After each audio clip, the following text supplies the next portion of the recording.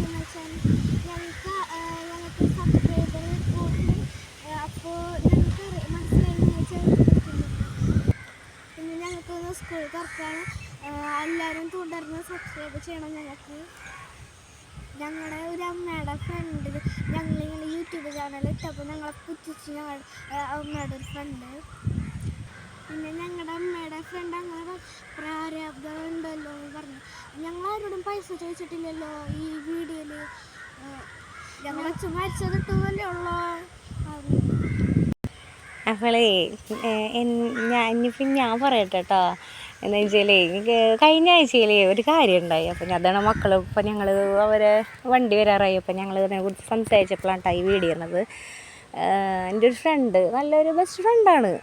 പുള്ളിക്കാരെ എന്നോട് പറഞ്ഞു വീഡിയോ ഇടുന്ന കാര്യങ്ങളൊക്കെ സംസാരിച്ച് ചാനൽ തുടങ്ങണതിനൊക്കെ ആദ്യം ഭയങ്കര നല്ല ഇതിലൊക്കെ നമുക്ക് പ്രോത്സാഹനം തന്നിരുന്നു. പിന്നെ ആളെൻ്റെ അടുത്ത് ഇങ്ങനെ ചോദിച്ചു, നീ പ്രാരാബ്ദങ്ങൾ ഇട്ടിട്ട് ആൾക്കാരെ കൊണ്ട് സഹതാപം പറ്റണ രീതിയിലൊക്കെ വീഡിയോ ഇടണം എന്തിനാ? കുട്ടികളുടെ ഡ്രസ്സൊക്കെ ഇങ്ങനെ ഇടുന്നത് എന്തിനാ? കുട്ടികളുടെ ഡ്രസ്സ് ഞങ്ങൾ അവിടെ നല്ല ഡ്രസ്സിങ്ങും നല്ല ജീവിതമൊക്കെ ആയിരുന്നു, ഭക്ഷണമായാലും കാര്യങ്ങളൊക്കെ. അപ്പം നമുക്കൊരവസ്ഥ വരുമ്പോഴാണല്ലോ നമ്മളിങ്ങനെ നമ്മുടെ അവസ്ഥകൾ മോശമാകുമ്പോഴാണല്ലോ നമ്മൾ അതിൻ്റെ ആ ഒരു ഇതിൽ കൂടെ ജീവിക്കുന്നത്. അപ്പോൾ അവനോടായാലും വേറൊരു ഫ്രണ്ട്സ് ആരോടായാലും എനിക്ക് പറയാനുള്ളത് എന്താണെന്ന് വെച്ച് കഴിഞ്ഞാൽ, നമ്മൾ ഞങ്ങളുടെ സ്വപ്നമായിരുന്നു, അതായത് ആളുടെ ഏട്ടൻ്റെ സ്വപ്നമായിരുന്നു ഒരു ചാനൽ തുടങ്ങണം എന്നൊക്കെ. അപ്പോൾ അത് ആ സമയത്ത് നമുക്ക് ബാങ്കിൻ്റെ പ്രശ്നം, എൻ്റെ ഡെലിവറി സമയമൊക്കെ ആയപ്പോൾ നമുക്കത് പറ്റുണ്ടായില്ല. അപ്പോൾ നമ്മൾ അത് കാരണം അത് അവിടെ ആ ഒരു ഇത് പിന്നെ അവിടെ ഇട്ടു. പിന്നെ ഇപ്പോഴാണ് നമ്മൾ ഈ ഡിസംബർ 5 അല്ലേ നമ്മൾ തുടങ്ങിയിട്ടുണ്ടായിരുന്നത്.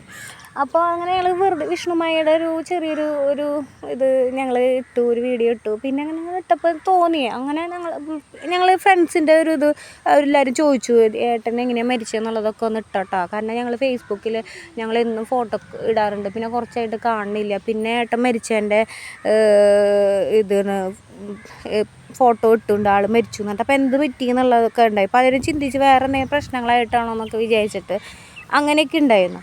അപ്പോൾ അത് കാരണം നമ്മൾ അങ്ങനെ ഒരു കാര്യം തുടക്കത്തിൽ നമ്മൾ വീഡിയോ ഇട്ടു. ചിന്ന വണ്ടി വരും കൊണ്ട് വാ.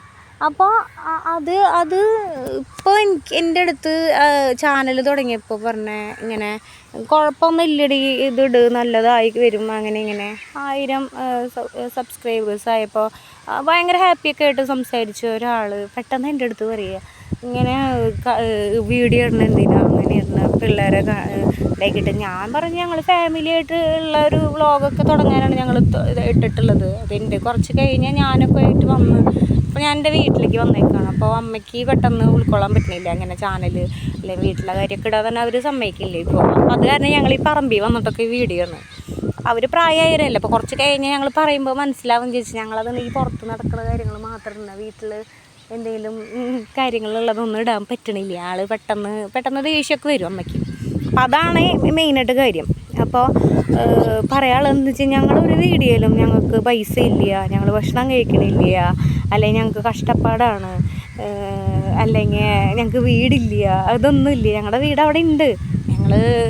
ബാങ്ക് ഞങ്ങളെ ഒരുപാട് വിഷമിപ്പിച്ചു. ഞങ്ങളെ വീട് ജപ്തി, അവരുടെ ടൗണിൽ നമ്മൾക്ക് 2-3 ഓഫീസുകളുണ്ടായിരുന്നു, അത് മുഴുവൻ ജപ്തിയായി.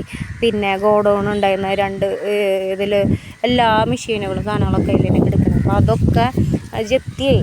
അത് കഴിഞ്ഞിട്ടാണ് പിന്നെ നമ്മൾ നിൽക്കുന്ന വീടുമ്മലേക്ക് ആൾ ഒപ്പിട്ടു എന്നുള്ളതിൽ ജാമ്യം ഇട്ട ആൾ കാണാതായപ്പോൾ, അവർ ചേട്ടനെ കാണാതായപ്പോൾ നമ്മളെ വീട് ജപ്തി ചെയ്യുന്നുള്ള ഭീഷണികൾ വന്നു തുടങ്ങി. അത് തന്നെയാണ് ആൾക്ക് ഇത്രയും പ്രശ്നങ്ങൾ. പിന്നെ 5 കേസ് ഉണ്ടായിരുന്നു, അതിൽ ഹാജരാകാൻ പറഞ്ഞിട്ടുണ്ടായിരുന്നു. അതൊക്കെ നമ്മൾക്ക് പ്രശ്നങ്ങളായപ്പോൾ ആർക്കാ ഇത്ര വലിയ ടെൻഷൻ ആയിക്കഴിഞ്ഞാൽ മുന്നോട്ട് പോകാൻ പറ്റുമോ? ഇയാൾ ഒളിവിൽ പോയ പോലെ ആൾക്ക് അത് പറ്റില്ല, അത് നീങ്ങാൻ പറ്റില്ല. ആളുടെ കയ്യിലുണ്ടായിരുന്ന പൈസ ആളുടെ ഫ്രണ്ട്സിന് കൊടുത്തു. അപ്പോൾ അവരോട് തിരിച്ചു ചോദിച്ചപ്പോൾ അതും തരാത്ത അവസ്ഥകളായി. പിന്നെ ആൾ മരിച്ചപ്പോൾ നമ്മൾ ചോദിച്ചപ്പോൾ അവർ തെളിവില്ലാത്ത പൈസ കൊടുത്തു എന്നൊക്കെ പറയണം. അപ്പോൾ അങ്ങനെ കുറേ പ്രശ്നങ്ങളുണ്ട് ഞങ്ങളുടെ ലൈഫിൽ. അപ്പോൾ ഇത് ഇങ്ങനെ ഞങ്ങൾക്ക് എല്ലാവരോടും നടന്നു പറയാൻ പറ്റില്ലേ ഞങ്ങൾക്ക് പ്രശ്നമുണ്ട് എന്നുള്ളത്. പക്ഷേ ഇത് ഇങ്ങനെ നമ്മൾക്കൊരു താങ്ങും തണലൊക്കെ തരുന്നതാണ് ഈ ഫ്രണ്ട്സ് എന്ന് പറയണത്.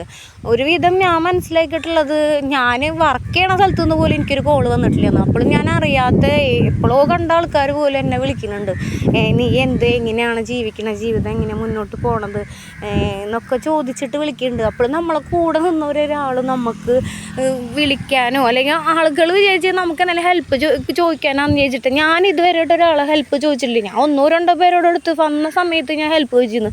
അപ്പോൾ അവർക്ക് അത് താല്പര്യമില്ല. കാരണം നമ്മൾ ചെയ്തു കൊടുത്ത ആൾക്കാരാണ്. അതാണ് ഞാൻ പറഞ്ഞത്, ആൾ ചെയ്ത നന്മ എന്ന് പറഞ്ഞാൽ ഒരുപാട് നന്മകളാണ്. ഞങ്ങളതിൽ ഒരു നേരത്തെ ഭക്ഷണം ഇല്ലാത്ത ആൾക്കാർക്ക് ഞങ്ങൾ എത്തിച്ചു കൊടുത്തിട്ടുള്ള ആൾക്കാരാണ്. കോട്ടയം അവിടെയൊക്കെ ഹോട്ടലുള്ളപ്പോൾ ആൾ പറയാറുണ്ട്, ഒരു ബോക്സ് വെച്ച് അതിൽ ഒന്നുമില്ലാത്ത ആൾക്കാർക്ക് എടുത്ത് കഴിക്കാൻ ഞാൻ ചോറിൻ്റെ പൊതി വെച്ചിരുന്നു. അപ്പം അങ്ങനെയുള്ള ഒരാളുടെ ഭാര്യയാണ് ഞാൻ. ഈ ഷമ്മി എന്ന ആൾ തൃശ്ശൂരിൽ ഫ്രണ്ട്സിൻ്റെ ഇടയിൽ ഏറ്റവും രാജാവ് പോലെ ഇരുന്ന ആൾ ഇപ്പം ഇന്നൊരാളില്ല. ആളുടെ മോൻ്റെ കാര്യം അല്ല ഞങ്ങളുടെ കാര്യം, അങ്ങനെ ഒരാൾക്കാർ ഞങ്ങൾ കാണുന്നില്ല. അത് ആൾക്കാർക്ക് നമ്മൾ ഏറ്റെടുക്കേണ്ടി വരുമോ അങ്ങനത്തെ പേടിയാണ് പലർക്കും. പക്ഷേ ഞാൻ എൻ്റെ ഒരു ഇതിൽ ഞാൻ ആർക്ക് വിഷമം ഉണ്ടായി ഞാൻ എല്ലാവർക്കും എന്ത് ചെയ്ത് കൊടുക്കുന്ന ഒരാളാണ്. അങ്ങനെ ജീവിക്കാൻ എനിക്കിഷ്ടം. പക്ഷേ നമ്മളെ മനസ്സിലാക്കണവർ മനസ്സിലാക്കും. പക്ഷേ ഇത് പുച്ഛിച്ച് തള്ളുമ്പോൾ നമുക്കത് ഭയങ്കര വേദനയാവും. അപ്പോൾ അതാണ് ഇന്ന് ഞാൻ ഈ വീഡിയോയിൽ പറയണത്. പിള്ളേർക്ക് ഭയങ്കര വിഷമമായി. അപ്പം ഞാനിപ്പോൾ എന്താ വെച്ചാൽ എന്നെക്കൊണ്ട് ആവണേക്കാൾ കൂടുതൽ കാര്യങ്ങൾ ഞാൻ അവർക്ക് ചെയ്ത് കൊടുക്കുന്നുണ്ട്. പക്ഷേ ഞാൻ ഒരാളെ ബുദ്ധിമുട്ടിക്കില്ല. എനിക്ക് എൻ്റെ ഒരു ആങ്ങളുണ്ട്, ഞാൻ അവനെ പോലും ബുദ്ധിമുട്ടിക്കില്ല. ഞാൻ എന്നെക്കൊണ്ട് പറ്റുന്ന രീതിയിൽ ഞാൻ അവരെ നോക്കി കാര്യങ്ങൾ ചെയ്യേണ്ടി. ഒരു വീഡിയോയിൽ പോലും നമുക്ക് പൈസ ഇല്ല, അല്ലെങ്കിൽ ഞങ്ങൾക്ക് കാശില്ല, പൈസ ഇല്ല, ഞങ്ങൾക്ക് ഭക്ഷണം കഴിക്കാം, അങ്ങനത്തെ ഒരു വീഡിയോ നമ്മൾ ഇട്ടിട്ടില്ല. അവർക്ക് അത്യാവശ്യം ഭക്ഷണം കഴിക്കാനുള്ള കാര്യങ്ങൾ, അവർ സ്കൂളിൽ പോകാനുള്ള കാര്യങ്ങൾ, അവർ പറയണ കാര്യങ്ങൾ, അതൊക്കെ നമ്മൾ പറ്റണ രീതിയിൽ നമ്മൾ ചെയ്ത് കൊടുക്കുന്നുണ്ട്. അപ്പോൾ നമുക്ക് നമ്മളോട് കൂടെ ചേർത്ത് നിൽക്കാനല്ലേ പറയേണ്ടത്. നമ്മളെ കളിയാക്കിയ പോലെ പറയുമ്പോൾ നമുക്ക് ഭയങ്കര വിഷമമാണ്. അപ്പോൾ എന്ത് ചെയ്യുക? അപ്പോൾ 2 ആളുടെ വണ്ടി വരുന്നുണ്ട്. അവരെ പഠിപ്പും കാര്യങ്ങളും 3 കുട്ടികളെയൊക്കെ നോക്കാമെന്ന് പറഞ്ഞു കഴിഞ്ഞാൽ ഇപ്പോഴത്തെ അവസ്ഥയിൽ ഒരു ജോലിക്ക് പോകാണ്ടൊക്കെ ജീവിക്കാമെന്ന് പറഞ്ഞു കഴിഞ്ഞാൽ നമുക്ക് ഭയങ്കര ബുദ്ധിമുട്ടാണ്. കിട്ടാനുള്ളവരെ നിന്നൊക്കെ നമ്മൾ വിളിച്ച് കുറച്ച് പൈസ ഇട്ടാൽ മതി, ഒരുമിച്ച് തരണ്ടെന്നൊക്കെ പറയുമ്പോൾ നമുക്ക് ആ പൈസ വന്ന സമയത്ത് എനിക്ക് എൻ്റെ കയ്യിൽ ഒന്നും ഉണ്ടായില്ല. അതുപോലെ അവസ്ഥയായിരുന്നു. ഞാൻ എൻ്റെ കയ്യിലുണ്ടായിരുന്ന എൻ്റെ കുറച്ച് ഗോൾഡൊക്കെ കൊടുക്കലും വെക്കലും പണയം വെക്കലും ഒക്കെ ചെയ്തിട്ടാണ് ഞാൻ റോൾ ചെയ്തത്. കുട്ടികൾ സ്കൂളിൽ പോകണ്ടാവും, സ്കൂൾ വണ്ടിയിൽ, അത് ഇവിടുത്തെ കുട്ടികളൊക്കെ നടന്നാണ് പോണത്. പക്ഷെ എൻ്റെ മക്കളെ ഞാൻ അങ്ങനത്തെ ഓരോ സൗകര്യങ്ങളും അവർക്ക് വേണ്ടുള്ള കാര്യങ്ങളൊക്കെയാണ് ചെയ്ത് കൊടുക്കുന്നത്. 2 പേരും വണ്ടിയിൽ കയറുന്നുണ്ട് കേട്ടോ. അപ്പം ഇന്ന് പോകുമ്പോൾ ഭയങ്കര സങ്കടം. എത്ര ദിവസം വീട്ടിലുണ്ടായിരുന്നല്ലേ, അപ്പോൾ സങ്കടം ഇല്ലാണ്ടിരിക്കില്ലേ, കാരണം വീട്ടിലല്ലേ ഇരിക്കാറില്ലേ. അപ്പോൾ ഞാൻ പറയണേ, അങ്ങനെ ആരെയും പുച്ഛിക്കരുത്. ഉണ്ടാവും, പക്ഷേ എൻ്റെ ഒരു ഫ്രണ്ട്, അത് എൻ്റെ ബെസ്റ്റ് ഫ്രണ്ടാണ്. എനിക്ക് ഭയങ്കര വിഷമമായി എന്നുള്ളതാണ്. അപ്പോൾ ഞാനത് ഇന്നാണ് ഞാൻ പറഞ്ഞു, ഒരാഴ്ച ചെയ്യുമ്പോൾ എന്താ ചെയ്യുക ഇങ്ങനെ. പിന്നെ ആരെങ്കിലും എന്തെങ്കിലും പറഞ്ഞോട്ടെ എന്നുള്ളത് തന്നെയാണ് കേട്ടോ. എനിക്ക് അങ്ങനത്തെ ഒരു ഇതല്ല. പക്ഷേ നമ്മളെ കൂടെ നിർത്തണ ഒരാൾക്കാർ പോലും നമ്മളോട് അങ്ങനെ പറയുന്ന നമുക്ക് ഭയങ്കര വിഷമമാണ്. അപ്പോൾ ഇത്രയേ ഉള്ളൂ ഇന്നത്തെ വീഡിയോ കേട്ടോ.